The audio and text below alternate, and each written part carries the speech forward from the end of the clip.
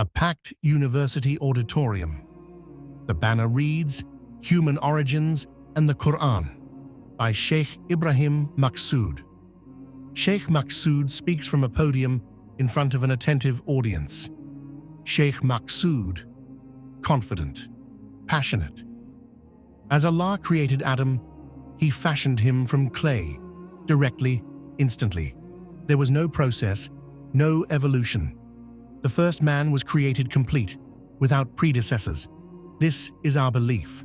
Evolution has no place in Islam. From the middle rows, a young student, Yusuf, a Muslim student, raises his hand. He speaks clearly but respectfully. Yusuf, with all due respect, Sheikh, what if the Qur'an actually supports a gradual creation? What if khalaqa, creation, doesn't always mean instant? Allah says He created humans in stages. Doesn't that sound more like evolution than spontaneous creation? Murmurs ripple through the crowd. Some students nod. Others glance at each other, surprised. Sheikh Maqsood, raising an eyebrow. Young man, are you suggesting that Darwin's theory aligns with our deen? That man came from monkeys. Yusuf, firmly, I'm suggesting that man came from clay, just not instantly. I'm saying Allah created through process, not magic. Evolution could be the Sunnah of creation, the system Allah designed. The atmosphere sharpens. Phones are out. The crowd is fully alert now. Sheikh Maqsood, gesturing toward the stage, then why don't you join me up here, young man? Let us have a public discussion, right here, right now, on this very stage, you and I, Qur'an versus Darwin? Let's see. Crowd erupts in excitement. Cheers, some gasps. Yusuf stands and calmly walks toward the front, and now stands beside Sheikh Maqsood on stage. 2 microphones. Spotlight. The audience is buzzing with curiosity. Sheikh Maqsood, addressing audience. Brothers and sisters, this young man, Yusuf, believes the Qur'an is compatible with evolution. That Adam was not created in an instant, but through stages. I say, this is dangerous thinking. Let him speak and let the truth be made clear. Turns to Yusuf. Go ahead, Yusuf. Tell us, how do you interpret Allah's word in a way that supports this theory of yours? Yusuf, measured, calm. Thank you, Sheikh. And thank you all for letting me speak. Pauses, scans the audience. The issue is not Darwin, it's definition. What does the Qur'an mean when it says, Khalaqakum, He created you? Holds up a Qur'an. Surah 39:6 says, He created you in your mother's wombs, creation after creation, in stages. Doesn't that show that creation, even human creation, is a process? Sheikh Maqsood. That's about fetal development. It has nothing to do with evolution. Yusuf. But why use the same word, khalq, for both? Allah could have used a different term if He meant miracle versus process. Look further. Surah 71:14 says, He created you in diverse stages. Then 71:17 compares human emergence from the earth to plants growing from it, using the word anbatakum, to sprout, to germinate. Some audience members nod. A few start searching verses on their phones. Yusuf, pressing on, even the story of Adam, Sheikh. Is it really about a single man, made in one moment? Or is it symbolic of the emergence of a new type of being, with free will and intellect, in a universe that had never seen that before? Sheikh Maqsood, tense. You're walking a dangerous line, Yusuf. Adam was created from clay. The Qur'an says it. End of discussion. Yusuf, exactly. Created from clay, not out of thin air. The Qur'an says in 6:2, He created you from clay. And modern science tells us life did begin in clay-rich environments. Isn't that divine foresight? Yusuf, louder. When the Qur'an says, "Travel the earth and see how creation began," 29:20, is it telling us to look for fossils, to study biology, to trace the steps of creation? The verse instructs us to check how, kaifa, the creation began, means the method, the process.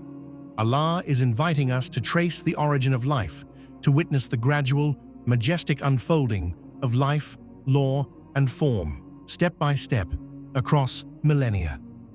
So when we study biology, when we analyze DNA, when we unearth fossils, we're not stepping away from the Qur'an, we're answering its call. Crowd stirs. A few whisper, "Subhanallah." Sheikh Maqsood, rising emotion. "So you say Adam evolved from animals, that he wasn't a miracle of Allah?" Yusuf, "No. I say evolution is the miracle, that Allah didn't need to break his own system. He created a universe so precise, so intelligent, that human life emerged through it. That's not defying God, that's glorifying him." Yusuf, calm, reflective. And perhaps that's precisely why Allah chose evolution, not as a shortcut, but as a sign.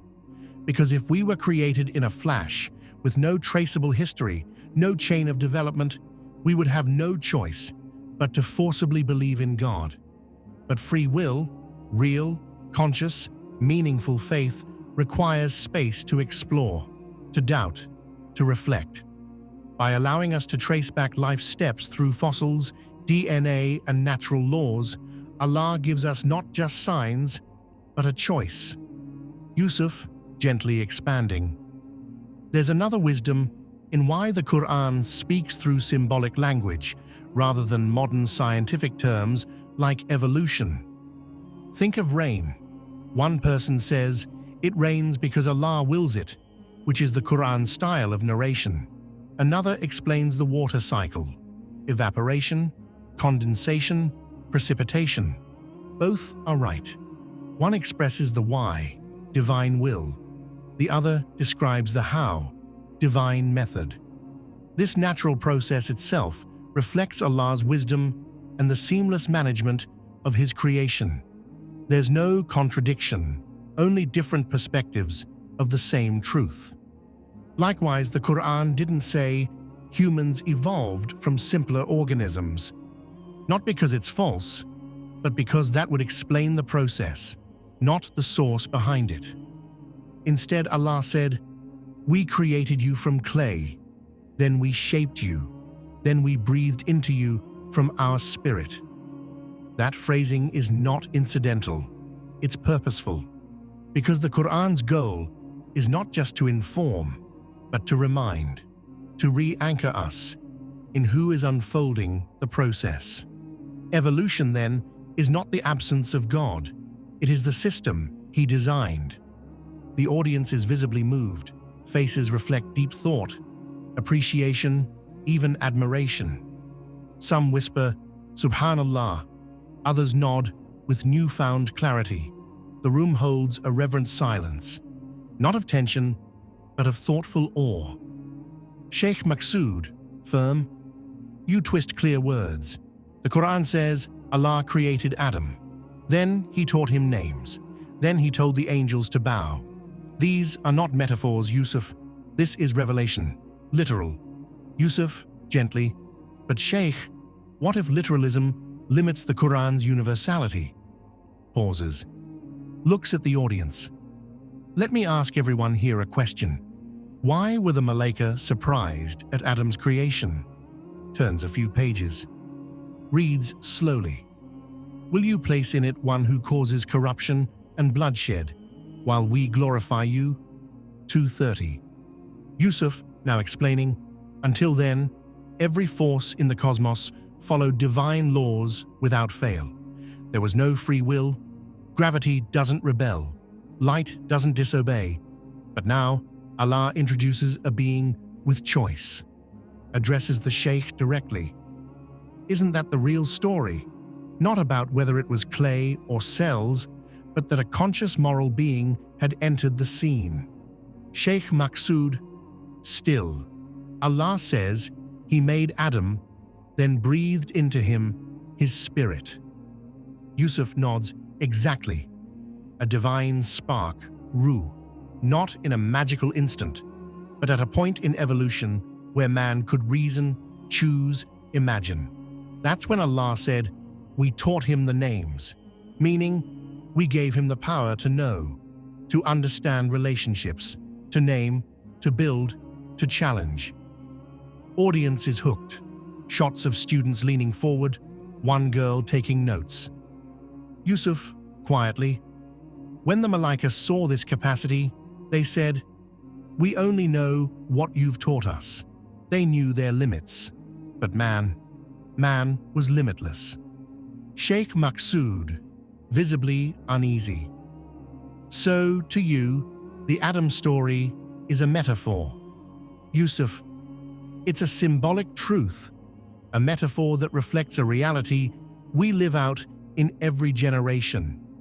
It's not about mud and miracles. It's about responsibility, autonomy, conscience. Allah said, I know what you do not. He saw in us the power to rise above instincts, to co-create, or to fall below beasts. Sheikh Maqsood, raising a pointed objection.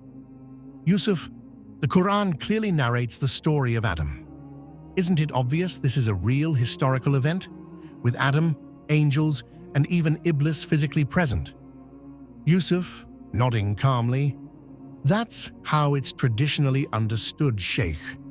But let's explore what the Qur'an actually says.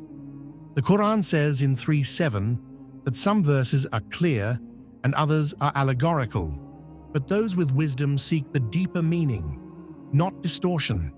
The Qur'an itself warns us that it speaks in allegories and parables, mathal and mutashabihat, to guide, not to deliver history lessons.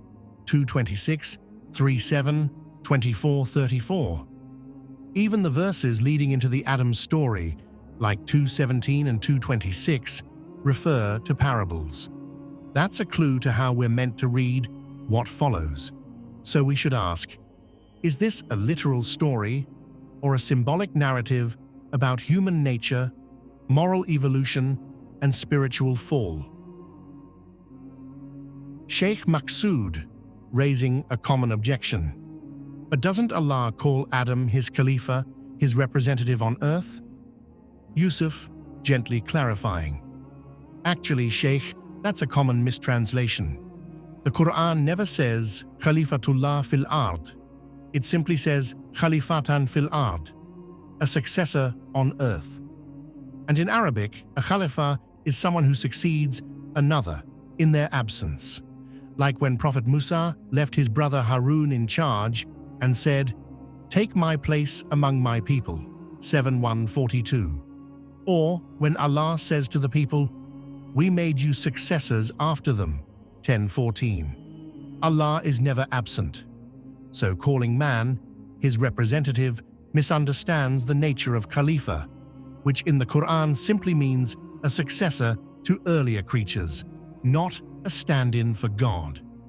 Sheikh Maqsood, still cautious, but Yusuf, isn't it clear that Adam was a single man?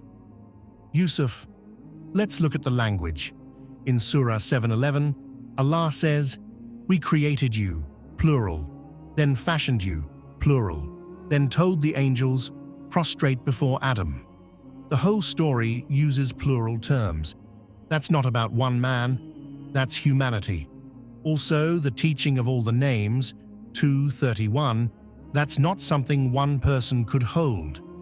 That refers to mankind's unique capacity to build language, science, knowledge, everything we now associate with progress and civilization. Sheikh Maqsood, still pondering. And what of the angels bowing down? The garden? Iblis? Yusuf, now more animated. These are metaphors, powerful ones. The angels or Malaika represent the forces of nature, which man begins to harness through knowledge. All bowed. except Iblis. Why? Because Iblis is not external. It's the ego, the rebellious desire in man. It's described as being made of fire, the symbol of burning emotions, anger, arrogance. It refused to bow, just as our own desires refuse to bow to truth. Yusuf. And the garden? That's our natural state of peace. But when we give in to division, disunity, and ego, we fall. The Qur'an says, "Descend you all, enemies to one another." 2:36. That's not about being expelled from heaven as any location. That's the human condition. We're fractured by greed, nationalism, tribalism. That's the real fall. Yusuf, calming again, but Allah doesn't leave us there. He says, whenever guidance comes to you, whoever follows it, they will have no fear and no grief. 2:38. That's how we return to our lost paradise, not by undoing science or history, but by reclaiming unity, compassion, and divine guidance. Yusuf, summarizing, the story of Adam, when read metaphorically, is really the story of all of us. In this story, Adam stands for man, his mate for woman, Malaika for the forces of nature, and Iblis for the lower, destructive desires inside us, the arrogance that resists truth. Even in Surah 4:1, where Allah says, He created you from a single being, nafsin wahida, and from it created its mate, zawjaha. The wording is generic. It doesn't say Adam and Hawa. Nafsin wahida could even refer to a single origin, like a single cell, and zawjaha could point to biological division. It may be a symbolic reference to how life multiplies, not necessarily a literal man and woman. In Surah 49:13, Allah says, "We created you from a male and a female, min dakarin wa untha." Again, gender categories, not named individuals. The point isn't how one pair was created. It's that humanity was created in complementary pairs, and from that balance, diversity was born. Yusuf, finishing. So when people try to reconcile modern genetics with a literal two-person origin, they run into contradictions. But when we understand the Qur'an as speaking in signs, symbols that speak to the mind and heart, everything aligns. Creation becomes a process. The message becomes timeless. Evolution shaped our form. But the Ruh, that gave us purpose. Sheikh Maqsood, raising an eyebrow, how could something so delicate like an eye form gradually and survive for millions of years? Wouldn't it have been lost or damaged long before it became useful? Yusuf, nodding thoughtfully. A fair question, Sheikh, and the answer lies in where it all began. These early stages most likely developed in water, oceans and shallow seas, where life was more protected. Water shielded these fragile changes from harsh sunlight, drying out, or injury. It gave evolution a safe environment, a kind of divine laboratory, where complexity could grow, stage by stage, under Allah's laws. Yusuf, pointing to the screen showing eye diagrams, it started with cells that could only sense light, then a shallow cup, then a pinhole, and eventually a clear layer, the first lens. Bit by bit, over time, the eye wasn't just made, it was refined, and that's what makes it even more miraculous. Look at a baby's ultrasound, the eye forming in the womb. Yusuf, softly, we all began in darkness, floating, developing. Even today, Allah creates our eyes in stages, just like He did through evolution. Sheikh Maqsood, quiet, reflective, you speak of laws, but don't laws require a lawgiver? Yusuf, smiling, exactly. That's the point. Evolution doesn't erase Allah, it magnifies Him. He didn't need to interrupt His creation, He embedded his brilliance into the process itself. Evolution is the Sunnah of creation, a process driven by the very laws Allah placed in the universe. Yusuf opens the Qur'an. Allah says in 36:82, "When He intends a thing, He says to it, 'Be,' and it becomes." But the word "fa," "then it becomes," points to a chain of events, a gradual becoming, through time, through evolution. Sheikh Maqsood, raising a genuine concern. But Yusuf, isn't evolution a modern Western idea, one that often goes hand in hand with atheism? Yusuf, nodding respectfully. That's a common belief, Sheikh, but the history tells a different story. Long before Darwin, Muslim scholars were already writing about gradual creation. Ibn Khaldun in the 14th century described a progression from minerals to plants to animals to humans capable of thought and reflection. And even earlier, thinkers like Al-Jahiz and Ibn Miskawayh spoke of the transformation of life forms, from simple to complex. These weren't atheists. They were devout Muslims trying to understand Allah's method in nature. Yusuf, facing the audience. So, evolution is not a Western invention. It's part of the Muslim legacy of curiosity and exploration. The real question is not if life evolved, but who set that process in motion. And we believe it was Allah, Al-Khaliq, the one who creates through laws and stages. The audience erupts in murmurs, some in awe, some skeptical, all stirred. Behind Yusuf, the screen now shows flowing water over clay-rich earth. The words appear, "And we created every living thing from water." 21:30. Yusuf, addressing the crowd. The Qur'an says in 21:30, "We made from water every living thing." Will they not then believe? And again in 24:45, Allah has created every creature from water. Among them are those that crawl, walk on two legs, walk on four. Yusuf, this isn't mythology. This is the language of biology and belief. Sheikh Maqsood, thoughtful, but you still haven't explained the clay verses. Isn't that literal? Yusuf, nodding. Let's talk about that. Surah 6:2 says, "He created you from clay." Surah 55:14 adds, "He created man from sounding clay like pottery."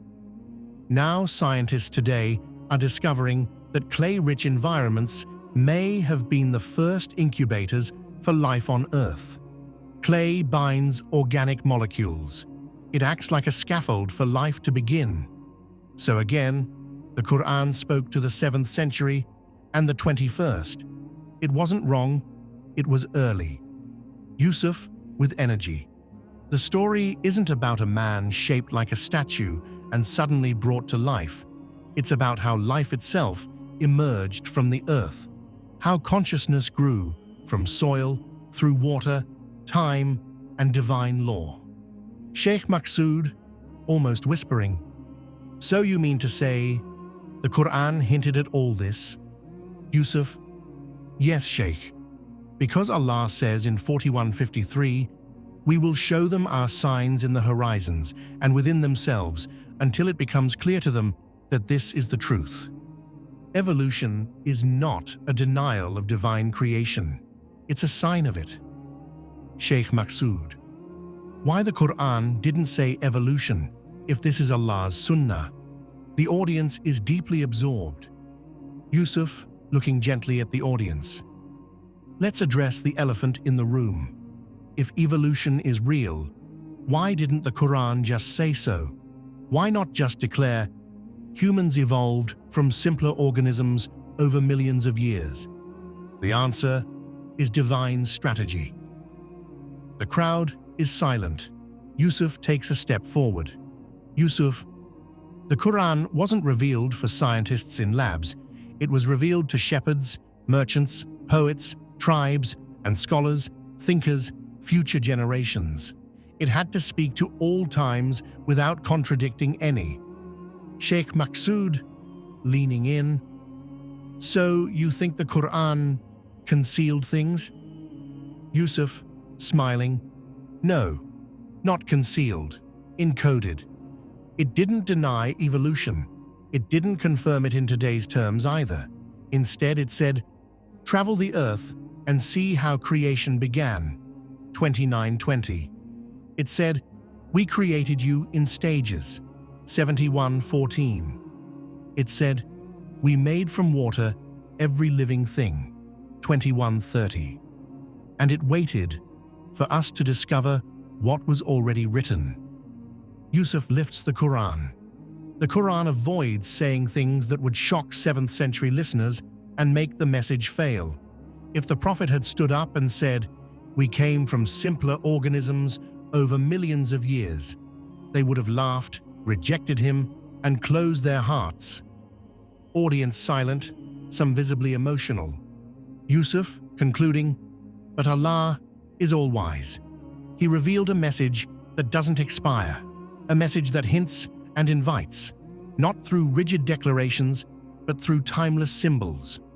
Today, when science reveals the stages of life, the Qur'an whispers, "I told you," in language your heart could bear then, and your intellect can grasp now. The audience, once skeptical, now sits in contemplative silence. Yusuf stands beside Sheikh Maqsood. No tension, only quiet reflection. Yusuf, gentle, humble. "Sheikh, my goal was never to challenge you out of arrogance. I stood up that day because I love this deen, and I believe Allah's words are not threatened by discovery. Evolution is not the enemy of Islam. It's the system Allah put in place to bring life forth, step by step, law by law, atom by atom." Yusuf lifts the Qur'an once more.